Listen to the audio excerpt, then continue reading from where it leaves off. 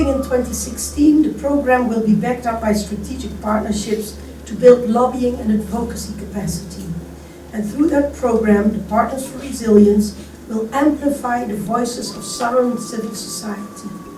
Local CSOs will be strengthened so they can hold governments and companies accountable and demand improved policies, investments and practices. And this will make vulnerable communities more resilient to disaster risks.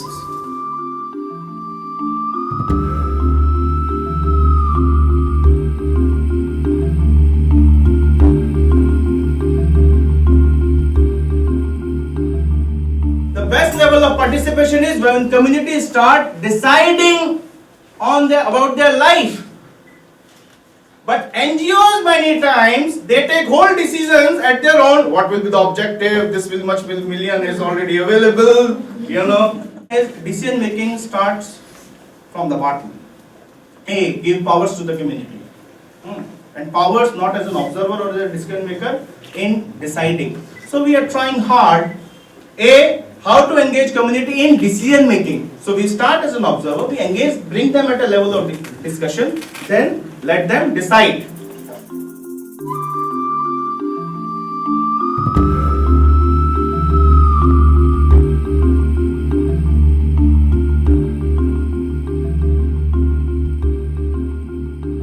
The communities and disasters do not operate in vacuum.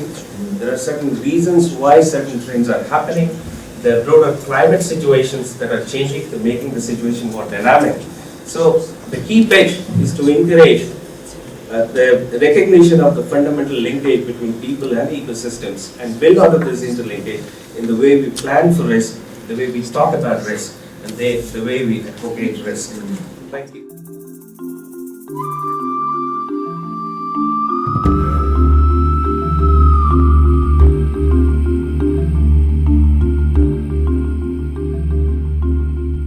That the position that the government of Guatemala is bringing here to Sendai is not what I want or not what the president wants.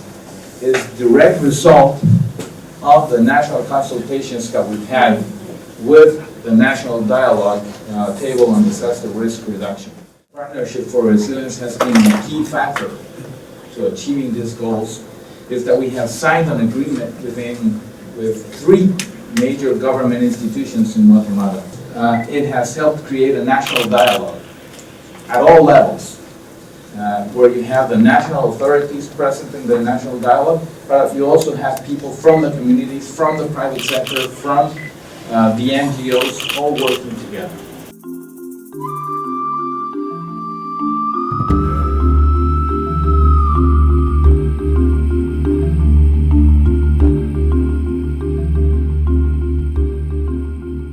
If you want something, then you must play a role. That is to say, the communities have to play their roles effectively, particularly in the gathering of the information and in the usage of the information. Because having the information, and if you cannot use it, then you cannot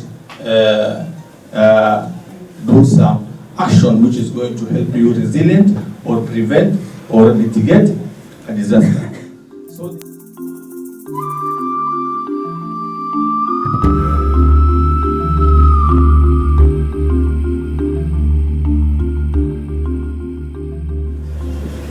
what we have learned is building capacity is really very, very crucial. Building capacity, sustainable building capacity of the communities so that they have resilience like livelihood. What I take away from this session today is that I'm very pleased and happy to hear that people are at the center of their own fate. The real work is always done at grassroots, and the first people that respond in a disaster of whatever kind are the local people and not the authorities, because they are there and they will have to do the first things to rescue themselves and their livelihoods.